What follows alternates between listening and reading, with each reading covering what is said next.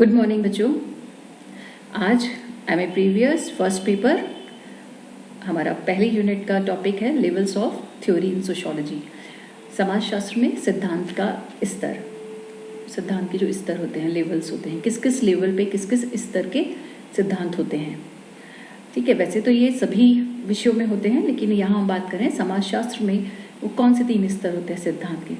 इनके पहले के क्लासेस में हम थ्योरी क्या है या सिद्धांत क्या है, सिद्धांत निर्माण कैसे होता है, ये पढ़ चुके हैं।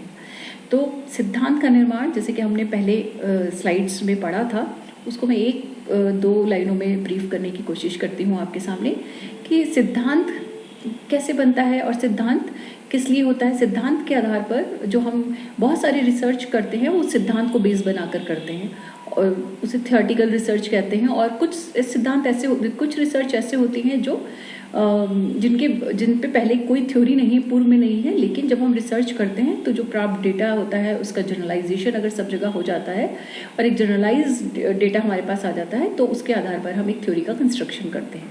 तो थ्योरी मतलब रिसर्च और थ्योरी में क्या रिलेशन है, ये हमारा नेक्स्ट लेक्चर रहेगा जो आपका एक टॉपिक भी है। पर अभी हम यहाँ पढ़ रहे हैं कि जो आपने पढ़ा था कि सिद्धांत क्या होता है, उसके स्तर क्या क्या होते हैं, किन लेवल्स पे किन किन लेवल्स की थ्योरी हमारे पास होती है समाजशास्त्र में, है ना। क्योंकि आपका जो पूरा पेपर है थियोरेटिकल सोशियोलॉजी वाला, इसमें आपको विभिन्न प्रकार के सिद्धांत पढ़ने में आएंगे। तो कोई किस किस लेवल की होंगी वो हमें जानने की कोशिश करनी है। ठीक है, चलिए हम एक एक स्लाइड करके आपको मैं एक्सप्लेन करूंगी। जैसे हम बात कर रहे हैं समाजशास्त्रीय सिद्धांत की, कुछ लोगों ने बहुत सारी परिभाषाएं आपको किताबों में मिलेंगी।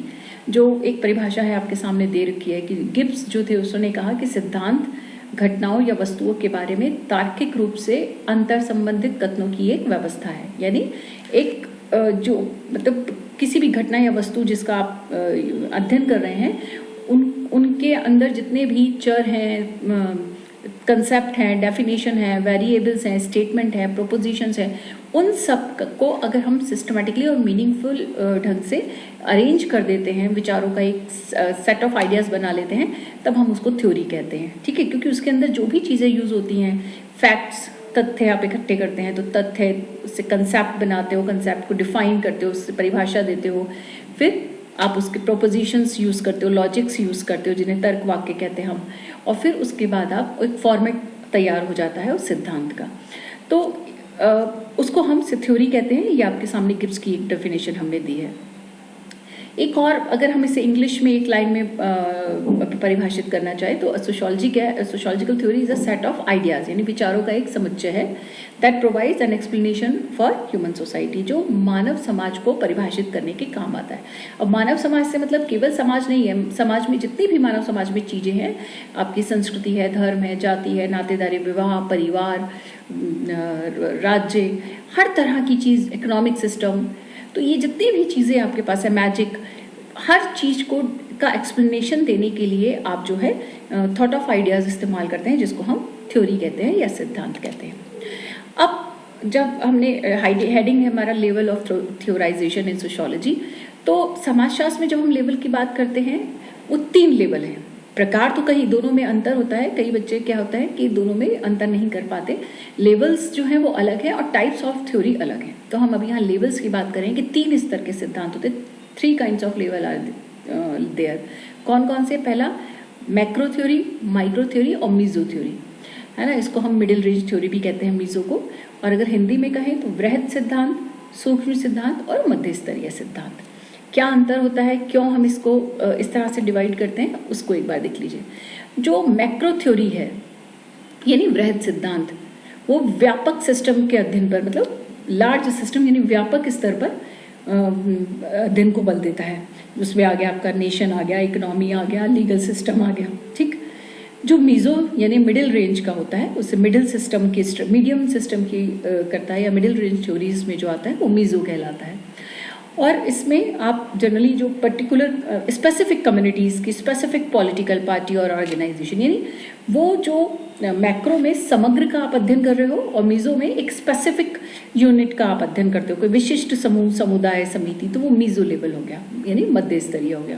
और तीसरा जो सिद्धांत का लेवल होता है वो होता है माइक्रो यानी सूक्ष्म, और उसमें आप स्मॉलेस्ट यूनिट का अध्ययन करते हैं, जैसे इंडिविजुअल फैमिलीज है, इंडिविजुअल्स है, रिलेशनशिप है, रिलीजन है, तो इस तरह से आप करते हैं। तो 3 लेवल हैं, 3 स्तर हैं, वृहद सिद्धांत, मध्य स्तरीय सिद्धांत और फिर लघु सिद्धांत, मैक्रो, मीजो और माइक्रो। चलिए अब इनको एक एक लाइन में डिफाइन करने की हमने यहाँ कोशिश की है। जैसे मैंने अभी बताया कि मैक्रो सिद्धांत यानी वृहद सिद्धांत जो होते हैं वो क्या करते हैं, वो समाज का एक समग्र रूप में अध्ययन करते हैं, होल सोसाइटी का एक साथ अध्ययन करते हैं, ठीक। और वो पूरे सिस्टम की स्टडी पर फोकस करते हैं। जैसे आपको अगर ध्यान हो, आपने अभी जो अपने प्रीवियस क्लासेस में स्नातक स्तर पर आपने जो सिद्धांत पढ़े थे, मैक्स वेबर की थ्योरी, दुर्कीम की थ्योरी, अगस्कोन पढ़ा, हार्वर्ड स्पेंसर पढ़ा, कार्ल मार्क्स का नाम आपने सुना। इन सब ने जो बहुत अलग अलग क्षेत्रों में रिलीजन की थ्योरी दी, फैमिली की दी, है ना। तो ये जितने भी सिद्धांत दिए हैं वो सिद्धांत किस पे फोकस करते हैं, सोसाइटी पे फोकस करते हैं, एज अ सोसाइटी होल की बात करते हैं। दुर्कीम का आत्महत्या का सिद्धांत ले लीजिए, श्रम विभाजन ले लीजिए, सामाजिक तथ्य ले लीजिए, है ना। तो ये सब सोसाइटी एज अ होल की स्टडी पर फोकस करते हैं। तो ऐसे जितने भी सिद्धांत हैं, आपको मैंने बताया दुर्कीम का है, मार्क्स का है, ये सब किस पे फोकस करते हैं, पूरी सोसाइटी पे एज अ होल। और उसकी समाज से जुड़ी हुई फिर सारी संस्थाएं हो गई, है ना, उसमें जितने भी स्वरूप हैं उसके, वो सारी चीज़ें उसमें आ गई। तो ये पॉलिटिकल, इकोनॉमिक, सोशल, जितनी भी इंस्टीट्यूशन सोसाइटी में होते हैं उन सब का अध्ययन करते हैं। तो समग्र का अध्ययन करके फिर ये आगे बढ़ते हैं और समाज को एक्सप्लेन करने की कोशिश करते हैं। मीजो थ्योरी में कौन सा आएगा, जैसे मैंने कहा पहले, अगर आप माइक्रो थ्योरी पढ़ ले तो मैक्रो थ्योरी और माइक्रो थ्योरी एक दूसरे के अपोजिट है। कैसे, मैक्रो थ्योरी व्यापक समग्र समाज का अध्ययन करता है, व्यापक स्तर पर अध्ययन करता है किसी भी प्रघटना का। और माइक्रो इसका जस्ट अपोजिट है, लघु सिद्धांत, जिसमें आप जो है किसी एक हिस्से का, उसके स्मॉलेस्ट यूनिट का अध्ययन करते हैं। जैसे आपको समाज का अध्ययन करना है तो समाज में से किसी एक परिवार, एक व्यक्ति का अध्ययन करें, उनके संबंधों का अध्ययन करें, तो ये माइक्रो हो गया, ठीक है। तो मैक्रो और माइक्रो एक दूसरे के अपोजिट है। अब बीच में जो है आता है मीजो थ्योरी यानी मध्य स्तरीय सिद्धांत। मध्य स्तरीय सिद्धांत में क्या होता है कि आप स्पेसिफिक यूनिट का करते हैं, ठीक है, यानी दोनों के बीच का सिद्धांत। तो बहुत सारी थ्योरीज हैं जो मीजो थ्योरीज में काउंट होती हैं, वो व्यक्ति और समाज का जो है, मतलब उनकी एक इकाई का, स्पेसिफिक इकाई का अध्ययन करते हैं। देखिए जैसे लिखा है, मीजो थ्योरी स्पेसिफिक ग्रुप, विशिष्ट समूह का अध्ययन करता है, जैसे समुदाय है, संगठन है, कुछ राजनीतिक दल होंगे, स्पेसिफिक पार्ट जो है उनका अध्ययन करता है, ठीक है। और उसमें लोगों के, समूहों के आपस में संबंध, समूहों के व्यक्ति से संबंध, इस तरह की स्टडीज की जाती हैं। तो वो मीजो यानी मध्य स्तरीय सिद्धांत होता है। मध्य स्तरीय सिद्धांत में हम मर्टन का मिडिल रेंज थ्योरी ला सकते हैं, जिसकी मिडिल रेंज थ्योरी की बात मर्टन ने की है। मर्टन का जो फंक्शनलिज्म थ्योरी है वो आपकी मिडिल रेंज थ्योरी यानी मीजो थ्योरी है। और मैक्रो थ्योरी में आप किसकी बात करते हैं, स्ट्रक्चरल फंक्शनल यानी संरचनात्मक प्रकारवादी सिद्धांत। ये सब आपके आगे सिलेबस में भी है एक एक थ्योरी, लेकिन आप अपने ग्रेजुएशन स्तर पे भी पढ़ा होगा। तो स्ट्रक्चरल फंक्शनलिज्म थ्योरी जो है और कॉन्फ्लिक्ट थ्योरी है वो आपकी मैक्रो थ्योरी के उदाहरण है। मीजो थ्योरी में मैंने बताया मर्टन का मिडिल रेंज जो फंक्शनलिज्म थ्योरी है उसको आप मिडिल रेंज थ्योरी कहते हैं। और third one is micro theory यानी सूक्ष्म सिद्धांत या लघु सिद्धांत। सूक्ष्म सिद्धांत जो होते हैं वो क्या करते हैं, वो 1-to-1 इंटरेक्शन को फोकस करते हैं, यानी उनकी जो इकाई होती है वो स्मॉलेस्ट यूनिट होती है, यानी इंडिविजुअल या सोशल एक्टर, या वो विभिन्न व्यक्तियों के बीच में एक इंडिविजुअल का या उस व्यक्ति का दूसरे के साथ जो बिहेवियर है, संबंध है, उसकी स्टडी करता है।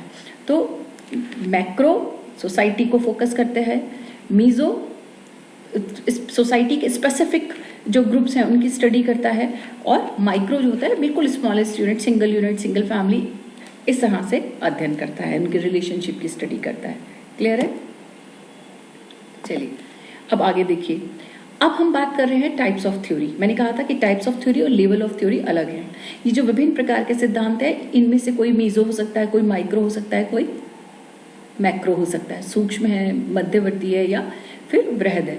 लेकिन ये प्रकार हैं और वो लेवल थे कि किस लेवल की, किस में आप होल की स्टडी करते हो, किस में आप पार्ट की स्टडी करते हो, किसी में आप मिडिल रेंज की यानी पार्शियली होल की और पार्शियली आप पार्ट की स्टडी करते हैं।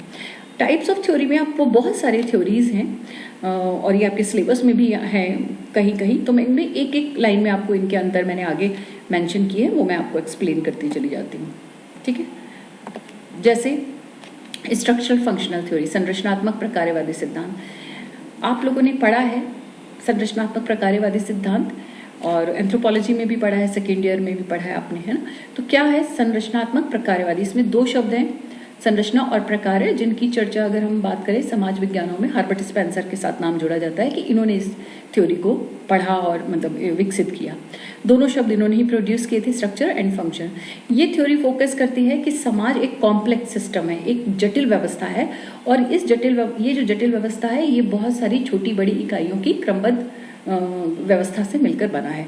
यानी जो समाज एक जटिल सिस्टम है, एक कॉम्प्लेक्स सिस्टम है, और उसमें बहुत सारे पार्ट काम करते हैं, छोटी बड़ी इकाइयाँ काम करती हैं, और उन सब में आपस में टुगेदर वो एक साथ मिलकर काम करती हैं। यानी एक पार्ट दूसरे पार्ट पर निर्भर है, यानी सारे जो इकाइयाँ हैं, सोशल यूनिट्स हैं उस समाज की, वो सब आपस में अंतर्निर्भर हैं और रोल परफॉर्म करती हैं। अगर एक भी यूनिट रोल परफॉर्म नहीं करती तो सोसाइटी में इम्बैलेंस हो जाता है, असंतुलन हो जाता है। तो स्ट्रक्चरल फंक्शनलिज्म, जब किसी भी घटना का हम अध्ययन करते हैं, समाज की किसी भी इकाई का अध्ययन करते हैं, तो उसके स्ट्रक्चर को, उसकी संरचना को और उसकी प्रकार्य को, इन दोनों को के अध्ययन करता है, और तब वो समाज में जितनी भी इकाइयाँ हैं उनके आपस में अंतर्निर्भरता को का अध्ययन करता है, और ये पता लगाता है कि अगर ये अंतर्निर्भरता बनी रहती है और सारी इकाई कोई ना कोई जो रोल प्ले करती हैं वो उसको परफॉर्म कर रही हैं, तो समाज में सॉलिडेरिटी या इंटीग्रेशन बना रहता है, एकता और एकीकरण की भावना बनी रहती है। दूसरा मेथड है कॉन्फ्लिक्ट थ्योरी, संघर्षवादी सिद्धांत। कॉन्फ्लिक्ट थ्योरी भी जिससे मार्क्स का नाम जनरली जुड़ा रहता है, मार्क्स और मार्क्स के जो समर्थक हैं वो कॉन्फ्लिक्ट थ्योरी से जुड़ते हैं। डिटेल में आप इस थ्योरी को भी पढ़ेंगे और इसके समर्थकों को भी पढ़ेंगे नेक्स्ट यूनिट्स में। तो कॉन्फ्लिक्ट थ्योरी क्या कहती है? उनका ये कहना है कि समाज का अध्ययन करते समय समाज में एक डायलेक्टिकल रियलिटी होती है, यानी समाज में जितनी भी रियलिटीज़ हैं, जितनी भी घटनाएं हैं, चीज़ें हैं, वो सब डायलेक्टिक्स, उनमें डायलेक्टिक्स पाया जाता है, यानी द्वंद्वात्मकता होती है। यानी हर चीज़ में कोई दो विपरीत विशेषताएं होती हैं। आप खूबसूरत हैं तो आप बदसूरत भी हैं, आप ईमानदार हैं तो आप बेईमान भी हैं, सच बोलते हैं तो झूठ भी बोलते हैं। तो we are the combination of dialectics. हम संसार में जितनी भी चीज़ें हैं, जितने भी पदार्थ हैं, उन सब में दो विपरीत विशेषताएं एक साथ एग्जिस्ट करती हैं, यानी दिन और रात, सुबह शाम, ठीक है, अच्छा बुरा, ये सारी चीज़ें, ऊंच नीच। तो दो विपरीत चीज़ों की एक साथ उपस्थिति होती है, तो नेचुरली क्या होता है? संघर्ष होता है। संघर्ष होना स्वाभाविक है। संघर्ष होता है, उस संघर्ष को समझकर ही, उस द्वंद्वात्मकता को, उस डायलेक्टिकल को समझकर ही हम समाज में होने वाली घटनाओं को समझ सकते हैं। तो जो कॉन्फ्लिक्ट थ्योरी है वो संघर्ष को बेस बनाकर अध्ययन करती है, और क्योंकि उनका ये मानना है कि समाज में जो रिसोर्सेज होते हैं वो लिमिटेड होते हैं, उसके लिए सब प्रतिस्पर्धा करते हैं, कंपटीशन करते हैं, और जब लिमिटेड रिसोर्स के लिए कंपटीशन करते हैं तो कोई जीतता है, कोई हारता है, तो संघर्ष होता है। तो इन सब चीज़ों को बेस बनाकर कॉन्फ्लिक्ट थ्योरी वाले सोशल फिनोमेना की स्टडी करते हैं। नेक्स्ट हमने लिखा है यहाँ पर सिंबॉलिक इंटरेक्शनिज्म, यानी प्रतीकात्मक अंतःक्रियावादी सिद्धांत। ये माइक्रो लेवल थ्योरी है। ऊपर वाली जो दोनों थी, मैंने अभी बताया भी था आपको, स्ट्रक्चर फंक्शनल यानी संरचनात्मक, प्रकार्यात्मक, और संघर्षवादी, ये दोनों मैक्रो थ्योरी, क्योंकि ये सोसाइटी को completely as a whole system की स्टडी करते हैं, और उसके बाद फिर वो इंडिविजुअल की तरफ यानी स्मॉलेस्ट यूनिट की तरफ जाते हैं। लेकिन जो सिंबॉलिक इंटरेक्शनिज्म है, प्रतीकात्मक अंतःक्रियावाद, ये व्यक्ति और व्यक्ति के प्रतीक, उनके व्यवहार, उनके सिंबल, साइंस, उनको स्टडी करके और फिर समाज को समझने का प्रयास करते हैं। तो ये माइक्रो थ्योरी का उदाहरण है सिंबॉलिक इंटरेक्शनिज्म। हम जो कुछ भी क्रिया प्रतिक्रिया करते हैं अपनी बोलचाल में, कम्युनिकेशन में, जो भी हम चिन्ह, प्रतीक, भाषा इस्तेमाल करते हैं, उन सबके कोई मीनिंग होते हैं, वो मीनिंग दूसरे तक कम्युनिकेट करते हैं। और जब तक हर जगह वेरिएशंस होते हैं, आंख दिखाना, खड़े हो जाना, और हाथ का मूवमेंट, ये सारी चीज़ें ये किसी ना किसी चीज़ को सिंबलाइज करते हैं, हमारे व्यवहार को कोई ना कोई इंटरप्रिटेशन करते हैं। तो उनको समझकर ही हम समाज को समझ सकते हैं, ये समाज के सही यथार्थ को समझ सकते हैं। तो ये सिंबॉलिक इंटरेक्शनिज्म है। इसमें हम डिटेल में हर एक थ्योरी आएगी हमारे सिलेबस में, हम उसको वहाँ बहुत डिटेल में पढ़ेंगे। यहाँ सिर्फ मुझे आपको बताना है कि कितने लेवल होते हैं और प्रकार कौन कौन से होते हैं, जिनकी चर्चा हम यहाँ संक्षेप में आपके सामने कर रहे हैं। नेक्स्ट है नारीवादी सिद्धांत, फेमिनिस्ट थ्योरी। फेमिनिस्ट थ्योरी या नारीवादी सिद्धांत किस चीज़ पे फोकस करता है? वो जेंडर इनइक्वालिटी यानी लैंगिक असमानता की बात पर फोकस करता है, कि जो समाज में, विश्व में हर जगह जो लैंगिक असमानता पाई जाती है, वो कैसे आई, उसके पीछे क्या विचार है, उसका ओरिजिन कैसे हुआ और उसकी क्या थ्योरी है, वो लोग किस चीज़ को मानते हैं, उन सब चीज़ों पर फोकस करते हैं नारीवादी सिद्धांत। इसमें ज़्यादातर जो शक्ति संबंध है, पावर रिलेशंस है, जेंडर पॉलिटिक्स है ना, सेक्सुअलिटी के चीज़ें हैं, उन सब मुद्दों को का अध्ययन किया जाता है। तो ये जो थ्योरी होती है वो नारीवादी जो लैंगिक असमानता पर फोकस करती है मेनली। नेक्स्ट है हमारा क्रिटिकल यानी आलोचनात्मक सिद्धांत। जो आलोचनात्मक सिद्धांत होता है ये जो अध्ययन करता है, जैसे क्रिटिकल थ्योरी कहीं ना कहीं मार्क्सिस्ट थ्योरी का आगे का कह सकते हैं कि विस्तार है। उस जो मार्क्सिस्ट थ्योरी के समर्थक थे उन्हीं में से कुछ थ्योराइज जो विचारक थे उन्होंने इस थ्योरी को कंस्ट्रक्ट किया और इसकी बात की। वो ये कहते हैं क्रिटिकल थ्योरी का मतलब है कि मतलब समाज में चूंकि डायलेक्टिकल्स पाए जाते हैं, तो जब हम अर्थव्यवस्था का, राजनीति का, सामाजिक संबंधों का, धर्म का, संस्कृति का, इन सब का जब हम अध्ययन, विचारधाराओं का अध्ययन करते हैं तो उसका क्रिटिकल एनालिसिस यानी आलोचनात्मक अध्ययन करते हैं। उसके उनको एनालाइज करते समय उसके पॉजिटिव नेगेटिव सारे ही पक्षों का ध्यान रखकर फिर हम किसी चीज का अध्ययन करते हैं। तो क्रिटिकली एनालिसिस करना, आलोचनात्मक ढंग से गुण दोष सबको ध्यान में रखकर फोकस करके हम चीजों को समझने का प्रयास करते हैं। नेक्स्ट है सोशल कंस्ट्रक्टिविज्म। ये क्या है? सामाजिक रचनावादी सिद्धांत। इस सिद्धांत में ध्यान रखा जाता है कि जो मानव का विकास होता है वो सामूहिकता पर निर्भर करता है। जैसे हमने पहले भी पढ़ा था कि मनुष्य एक सामाजिक प्राणी है और सामाजिक प्राणी बनने के पीछे सबसे बड़ा योगदान होता है सोशलाइजेशन की प्रोसेस का। सोशलाइजेशन में आप कल्चर सीखते हैं, उठना बैठना, चलना, खाना पीना, लैंग्वेज। तो जो हमारा सोशलाइजेशन है या जो कल्चर को हम इम्बाइब करते हैं, वैल्यूज़ को, नॉर्म्स को हम सीखते हैं, तो जैसा हम सीखते हैं मतलब वैसे ही हमारे थॉट्स जो हैं बन जाते हैं। हम सब अपने अपने स्कूल में, कॉलेज में, अपने आसपास के माहौल में जो भी चीज़ ग्रहण करते हैं, जिस तरह का हमारा समाजीकरण होता है उस तरह के विचार हमारे बन जाते हैं। तो उसके आधार पर चीज़ों को समझने का प्रयास किया जाता है। ये देखिए लिखा है कि it is a sociological theory of knowledge according to which human development is socially situated and knowledge is constructed through interaction with others. यानी जब आप समाज में जन्म ले लिया आपने और अब दूसरे व्यक्तियों के साथ अंतःक्रिया करते हो, बातचीत करते हो, व्यवहार करते हो, संचार करते हो, विचारों का आदान प्रदान करते हो, तो आपसे बहुत सारे विचार उसके पास जाते हैं, उसके बहुत सारे विचार आपके पास होते हैं। जो एक्सचेंज ऑफ आइडियाज होता है उससे जो है हम चीज़ों के बारे में अपनी समझ विकसित करते हैं। ठीक है। नेक्स्ट है पॉजिटिविज्म, प्रत्यक्षवादी सिद्धांत। पॉजिटिविज्म का नाम आप लोगों ने फर्स्ट ईयर में ही सुन लिया होगा, बीए फर्स्ट ईयर में, जब हम अगस्त कोंत को पढ़ते हैं। अगस्त कोंत का नाम प्रत्यक्षवाद से जुड़ता है क्योंकि वो प्रत्यक्षवाद क्या है, यानी अनुभविक आधार पर घटनाओं का अध्ययन करना, फिनोमेना का स्टडी करना, जो भी है उसके साक्ष्य, उसके प्रमाण जो हम साइंस में, नेचुरल साइंसेज में करते हैं, अनुभवों के आधार पर अनुभविक एम्पिरिकल स्टडीज करते हैं। तो अनुभविक अध्ययनों पर बल देता है। यानी जब रिसर्च करके आप जो प्रत्यक्ष और प्रमाण के साथ किसी चीज़ों को एलोबरेट करते हैं, विवेचना करते हैं, व्याख्या करते हैं, तो ऐसी थ्योरीज को हम सिद्धांतों का प्रत्यक्षवादी सिद्धांत यानी पॉजिटिविस्टिक्स या साइंटिफिक थ्योरी आप कहते हैं। जैसे इसमें लिख रखा है कि हम नेचुरल फिनोमिना जो है उसको एक्सपीरियंस करते हैं और उससे चीज़ों को समझने की कोशिश करते हैं। और लास्ट वन इज कंस्ट्रक्टिविज्म। वो था सोशल कंस्ट्रक्टिविज्म, सामाजिक, और ये है सिर्फ कंस्ट्रक्टिविज्म, रचनावाद। ये उसमें और इसमें क्या अंतर है? उसमें हम दूसरों के साथ इंटरैक्ट करते हैं, सोसाइटी के साथ, ग्रुप के साथ, कम्युनिटी के साथ, और रीजनल लेवल पे, नेशनल लेवल पर, इंटरनेशनल लेवल पर, और फिर हम चीज़ों को अर्थ देते हैं, उनको समझने का प्रयास करते हैं। ये इंडिविजुअल के कंस्ट्रक्शनिज्म की बात करिए, वो सोशल कंस्ट्रक्टिविज्म की बात कर रहा है। तो ये जो रचनावादी सिद्धांत है ये सीखने की एक प्रक्रिया है जिसमें क्या करते हैं लोग अपनी नॉलेज, जो भी उन्होंने नॉलेज और एक्सपीरियंस कलेक्ट किए हैं अपने एजुकेशन के दौरान, अपनी फैमिली रियरिंग के दौरान, पालन पोषण के दौरान, और जॉब के समय इधर से उधर हम मूव करते हैं, तो उसने अपने एटमॉस्फेयर से, अपने आसपास जो भी चीज़ें उपलब्ध हैं उनके आधार पर जो उसने ज्ञान अर्जित किया है उन, और जो उसके अनुभव आए हैं वो उनके आधार पर जब चीज़ों को समझने का कोशिश करता है तो उसके हम कंस्ट्रक्टिविज्म कहते हैं, रचनावादी सिद्धांत कहते हैं।